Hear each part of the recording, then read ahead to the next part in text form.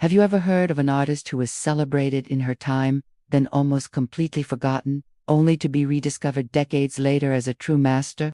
Today, we're diving into the incredible life of Susan Macdowell Eakins, a painter whose story is as captivating as her art. This isn't just about paintings. It's a tale of talent, love, sacrifice, and the quiet fight for a woman's place in the art world. Susan Hannah Macdowell was born in Philadelphia in 1851, into a family that was anything but ordinary. Her father, William H. Macdowell, was a skilled engraver, a photographer, and a freethinker. Imagine growing up in a house where art wasn't just a hobby. It was the family business. It was the air you breathed. The Macdowell home was a hub of intellectual and creative energy. Susan was one of 8 children, and creativity ran deep in their veins. Her sister, Elizabeth, for example, also became a talented painter and photographer. From a young age, Susan wasn't just encouraged to be artistic, she was expected to be. Her father saw her talent early on and became her first teacher, nurturing her skills right there in their home studio. But Susan had ambitions that went beyond the family workshop. She wanted to be a professional artist, a serious one. In the 19th century, this was a massive hurdle for a woman. But Philadelphia was a bit of a progressive bubble, and the prestigious Pennsylvania Academy of the Fine Arts had just started admitting women. In 1876, at the age of 25, Susan enrolled. This was a gift. There, she met the brilliant, controversial, and undeniably magnetic instructor who would change her life forever, Thomas Eakins. Thomas Eakins was a revolutionary teacher. He insisted on painting from live, nude models, something scandalous at the time, especially for female students. But Susan was drawn to his realistic, unflinching approach to art. She wasn't there to paint pretty pictures. She was there to capture truth. She quickly became one of his star pupils. Their connection wasn't just academic. A deep respect and affection grew between them. They shared a passion for art that was raw and honest. In 1884, Susan Macdowell became Susan Eakins. Their marriage was a partnership of artists. They shared a studio, critiqued each other's work, and supported one another's ambitions. It sounds like an artist's dream, right? But reality was more complicated. Just 2 years into their marriage, Thomas was forced to resign from the academy over the very same nude model controversy. The scandal was huge, and it cast a long shadow over their lives. Suddenly, Susan's role shifted. She became her husband's fiercest defender, his business manager, and the steady rock in his turbulent career. She handled his correspondence, organized his exhibitions, and shielded him from his critics. In this new role, her own painting took a back seat. She still painted, but mostly in private, focusing on intimate portraits of family and friends. For about a decade, she barely exhibited her work at all. It's easy to see this as a sacrifice, and in many ways, it was, but it's also a testament to her deep love and belief in Thomas's genius. She chose to champion his art, perhaps feeling it was the more important legacy to protect at the time.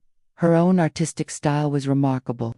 Like her husband, she was a master of realism, but her work had a unique warmth and psychological depth. While Thomas's portraits could be stark and analytical, Susan's were filled with a gentle intimacy. She had an incredible ability to capture the quiet, inner life of her subjects. You can see it in the way she paints the light falling on a face, or the subtle emotion in someone's eyes. Her brushwork was confident, her compositions were strong, and her use of color was sophistication. She wasn't just Mrs. Eakins, she was an exceptional painter in her own right.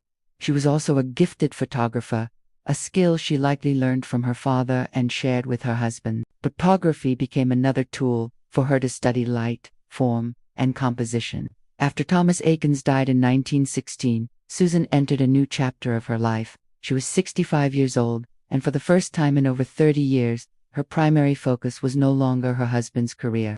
It was now about preserving his legacy. She spent the next 2 decades meticulously cataloging his paintings, organizing his papers, and ensuring his work found its way into major museums. She was determined that the world would not forget Thomas Eakins. But something amazing happened during this time. With the monumental task of managing Thomas's estate, Susan also returned to her own art with renewed vigor. The last 20 years of her life were incredibly productive. She painted prolifically, her studio once again filled with her own canvases. She didn't seek fame or exhibitions. She painted for the pure love of it, rediscovering her own voice. Her late works are powerful, showing a lifetime of skill and observation. She was finally painting for herself again. Susan Macdowell Eakins passed away in 1938 at the age of 87. For decades after her death, her artistic identity remained almost entirely eclipsed by her husband's towering fame. She was remembered as the wife of a great artist, the keeper of his flame. Her own incredible body of work, over 200 paintings, drawings, and photographs, was largely stored away and forgotten. But great talent can't stay hidden forever. In the 1970s, with the rise of feminist art history, scholars began to look again. They pulled Susan's work out of the storerooms and were stunned by what they found. Here was a major American artist who had been hiding in plain sight in 1973. The Pennsylvania Academy of the Fine Arts, the very place where she had started her journey, held the first ever retrospective of her work. It was a revelation.